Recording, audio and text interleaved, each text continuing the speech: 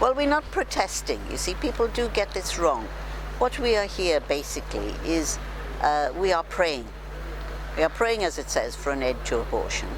We are here also to offer help to any women who may approach us, who want to reconsider their decision or perhaps just are in trouble. And we can offer them help, put them in touch with people who can offer them a lot of help. But basically, we're here praying.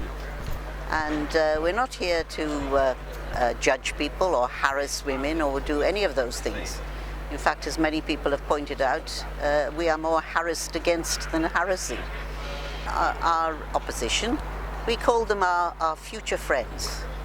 They are our present enemies, but they will maybe change their minds. So we're here because there is a clinic in this location, and those 40 Days for Life picketing outside the clinic is obviously accessing where vulnerable women are accessing appointments. So it's like a inappropriate location to be having those opinions and those views. You know, they can write to their MPs, they can, you know, pray in their church, but outside a clinic, that shouldn't happen. Women shouldn't be harassed or intimidated, and it does intimidate women. We've had reports, you know, they will speak to women going to the clinic and say nasty things, so that's why we're doing it in this location.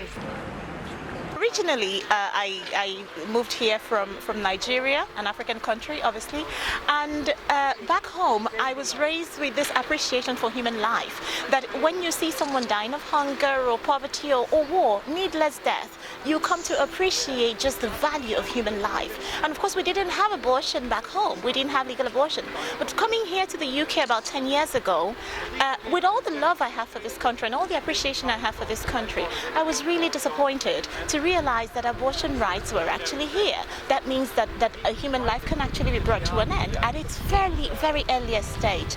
So as an African woman, I found this really very conflicting and actually quite difficult to understand that any human life could be brought to an end for any reason or all reasons at all. So this is why I'm against abortion, that human life is precious even from the point of conception, even from the very earliest stage or age, at whatever point in life that human life is precious, and we should defend it. We should defend it and try to bring an end to it, because wherever one stands in the world, whether you're wanted or not, your life remains precious and your life actually matters. I found out I was pregnant last week because I was late, and I thought I'd better do the test, and that came out positive, and that wasn't the best thing to find out.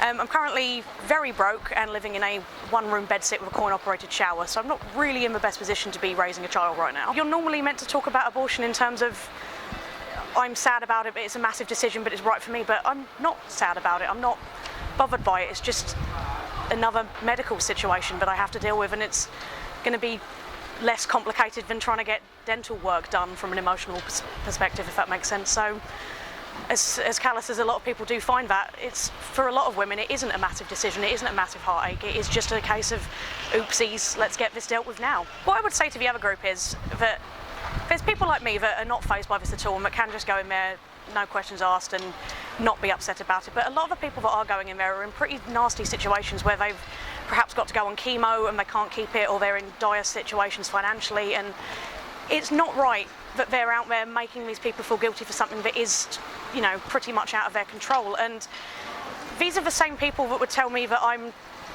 not allowed to claim child benefit a lot of the time as well. So what exactly are your options meant to be with that one? If I'm not allowed to get an abortion, but I'm also not allowed to have help raising the child at all, then where does that leave me? Where does that leave thousands of women like me every day that are stuck in these situations?